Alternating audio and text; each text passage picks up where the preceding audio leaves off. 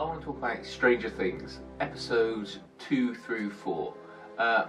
Glad I watched these in a bulk, and glad that I'm talking to you guys about them in a bulk, because to be honest, there ain't a lot to talk about in episode 2.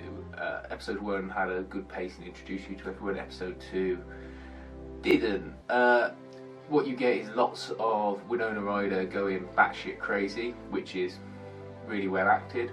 But beyond that, you don't get a lot of information. The most you get is this young girl that's been found getting picked up by the gang of kids and staying in their basement ET style.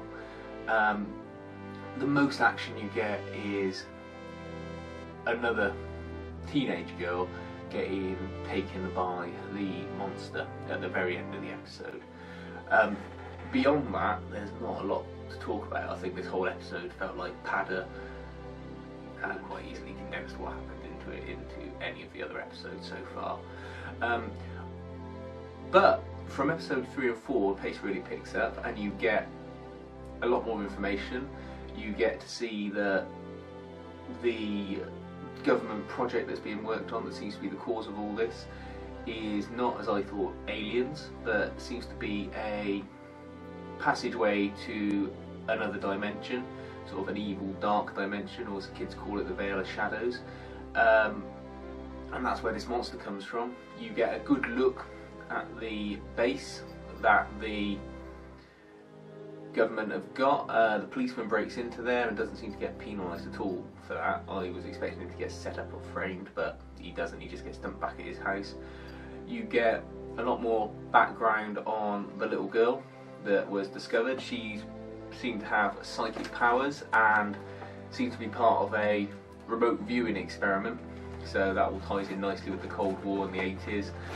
And I'm guessing that you're going to find out that because they've been doing this remote viewing, she's using the dark dimensional what have you to do it, and it's causing some sort of tear in the fabric of space to occur. I still think that the episodes are stretched. There seems to be lots of scenes where they're either run on or not really necessary. I'm sure that whoever made it will say it's for character development and they're letting the plot breathe or some rubbish like that, but ultimately we got to watch it, and I'd rather they just tightened it up. I think that's the whole thing with this series so far. It's just baggy. It's really good points, and they've got all the references on spot. Everything is lovely and stylised for the time period, the early 80s. The font on the title sequence, it's all, I don't know what film or TV show in particular it comes from, but it all has an 80s look to it. You'll know what I mean when you see it. The music score, it's a constant synth noise all the way through the score, which again reminiscent of John Carpenter films from the 80s, or well, now to be honest, because he puts it in everything anyway.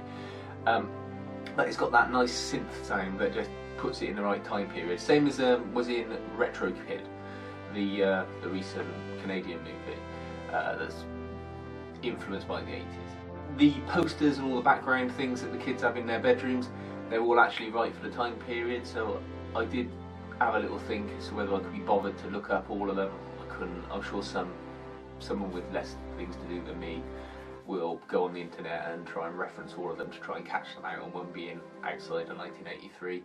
But as far as I can tell, everything seems in good order, and if they're not, so what?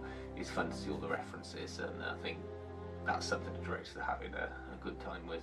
The other thing to mention before we finish is there's a nice little bit of humour in this as well. Even though it's got quite dark, serious tones, the cast do have moments of lightness in there, especially with the children, because that's probably how children will react. They've got that sort of Goonie-esque quality where, whilst they know something serious is happening and they obviously act that something serious is happening, when there is a moment of levity to be had, they do take it, but it's all done straight, so there's no sort of winking at the camera or nodding.